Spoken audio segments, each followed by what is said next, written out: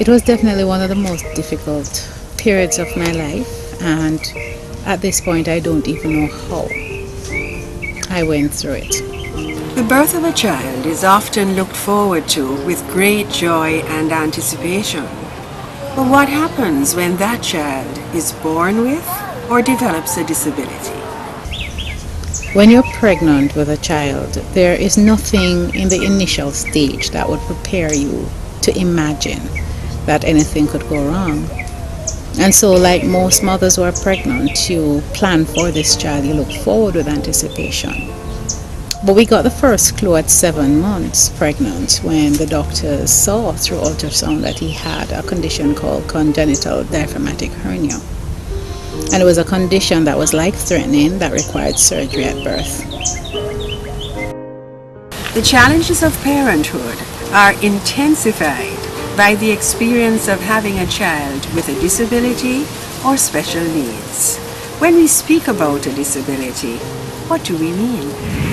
Well, but that's still like handicapped person. Meaning that they're not normal, they have some changes for them features and stuff. Can't walk, can't talk, can't do nothing. Like deformed children. Well, an inability to do certain mundane tasks, daily tasks, something that's limiting, something that has limited you. Disability may not be physical, it can be emotional. Somebody with special needs, they would need to be looked after more. They would need more attention than your average person. Do you think all disabilities are obvious? No, they aren't.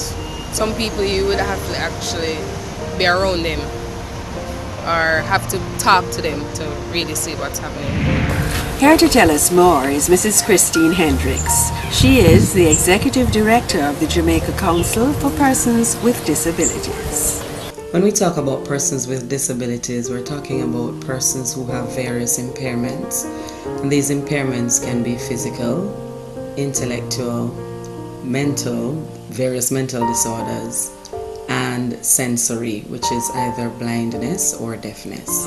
Disability actually is an evolving concept, and so as time progresses, the very definition of disability changes. There was a time when disability was thought to be the individual who had a problem.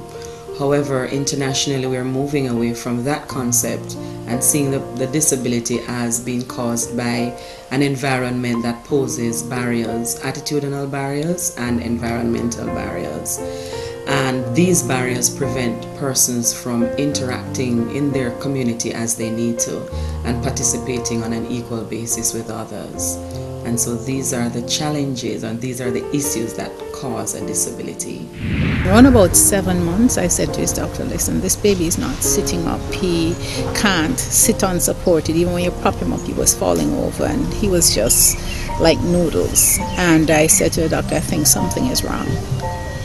At about 9 months, the doctor said, listen, I think that your child may have a developmental disorder called cerebral palsy. And he referred us to a neurologist who gave the assessment. Professor Maureen Samsford, developmental and behavioral pediatrician and chairman of the Early Childhood Commission, fills us in on the realities of the numbers of children born with disabilities in Jamaica. The prevalence of disabilities in children internationally is about 10 to 15%, which means that approximately 1 in every 10 children is known to have a disability. However, if we add psychosocial and behavioral problems to that, then we have about 20% of children that have a significant problem which will affect their development. That means that about 1 in every 5 children will have a specific problem. The concern that we have about that is that if we just routinely check on children's health, we miss their development, and we have to specifically go out of our way as professionals in the health and in the social sectors to inquire about children's development. That's the only way that we're going to identify children's development very early. No one knows your child better than you do.